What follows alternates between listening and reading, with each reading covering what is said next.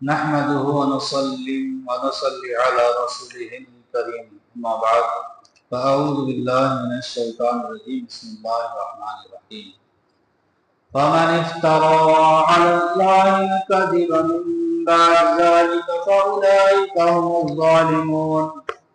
ترجمہ کنز الایمان، تو اس کے بعد جو اللہ پر جھوٹ باندھے تو وہی ظالم ہے۔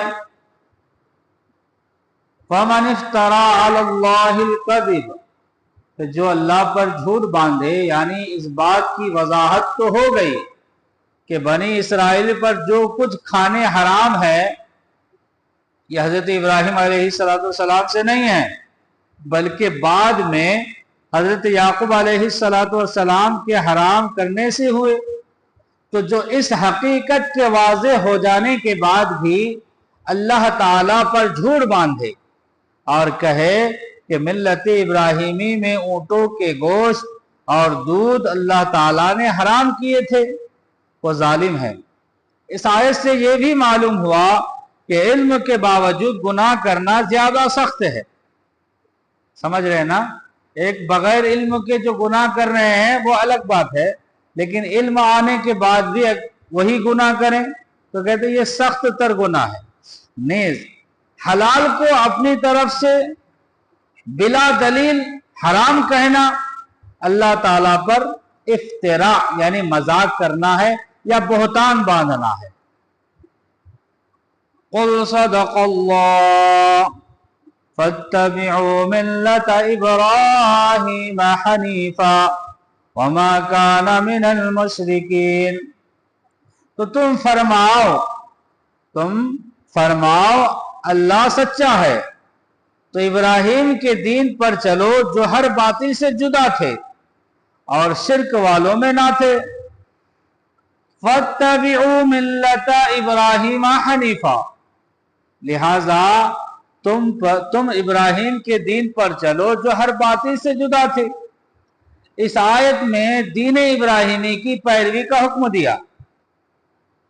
اس سے مراد یہ ہے کہ دین محمدی کی پیروی کرو، کیونکہ اس کی پیروی ملت ابراہیمی کی پیروی ہے، یعنی جو محمد صلی اللہ علیہ وسلم کے دین پر چلے گا گویا وہ حضرت ابراہیم علیہ السلام کی ہی پیروی کریں گے، کیونکہ ابراہیمی کی پیروی ہے دین محمدی۔ اس ملت کو اپنے اندر لیے ہوئے ہے، دین محمدی دین ملت ابراہیمی کو اپنے اندر لیے ہوئے ہے۔ ان اول بیت وضع للناس للذی ببکۃ مبارکا وہدی للعالمین۔ ترجمہ، بے شک سب میں پہلا گھر جو لوگوں کی عبادت کو مقرر ہوا وہ ہے جو مکہ میں ہے، برکت والا اور سارے جہان کا رہنما۔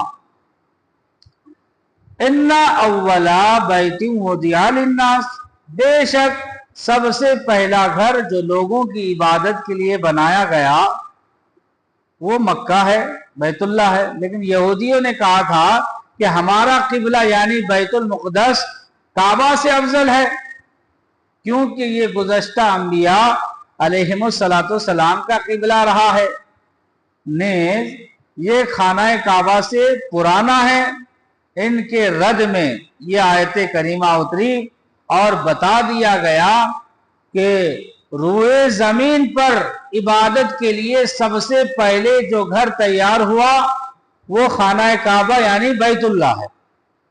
حدیث شریف میں ہے کہ کعبہ معظمہ بیت المقدس سے 40 سال قبل بنایا گیا، اور فرشتوں کا قبلہ بیت المعمور ہے جو آسمان میں ہے، اور خانہ کعبہ کے بالکل اوپر ہے۔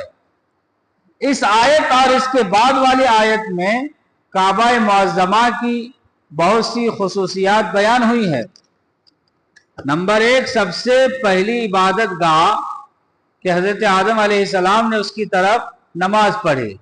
نمبر 2، تمام لوگوں کی عبادت کے لیے بنایا گیا، جبکہ بیت المقدس مخصوص وقت میں خاص لوگوں کا قبلہ رہا۔ تیسری بات، مکہ معظمہ میں واقع ہے جہاں ایک نیکی کا ثواب 1 لاکھ ہے، یعنی مکہ معظمہ وہ ہے جہاں ایک نیکی کرے تو ایک نیکی کا ثواب کتنا ہے؟ 1,00,000 ہے۔ چوتھا، اس کا حج فرض کیا گیا ہے۔ پانچواں، حج ہمیشہ صرف اسی کا ہوا، اس کا خانہ کعبہ کا۔ بیت المقدس قبلہ ضرور رہا لیکن کبھی اس کا حج نہ ہوا۔ نمبر 6، اس سے امن کا مقام قرار دیا اس کے خانہ کعبہ کو۔ جو خانہ کعبہ میں چلے گئے، اس کے حدود میں چلے گئے، اب اس پر لڑنا، جھگڑنا، خون کرنا سب حرام، تو اسی لیے اس کو امن کا مقام قرار دیا۔ اس میں بہت سی نشانیاں رکھی گئی جن میں ایک مقام ابراہیم ہے۔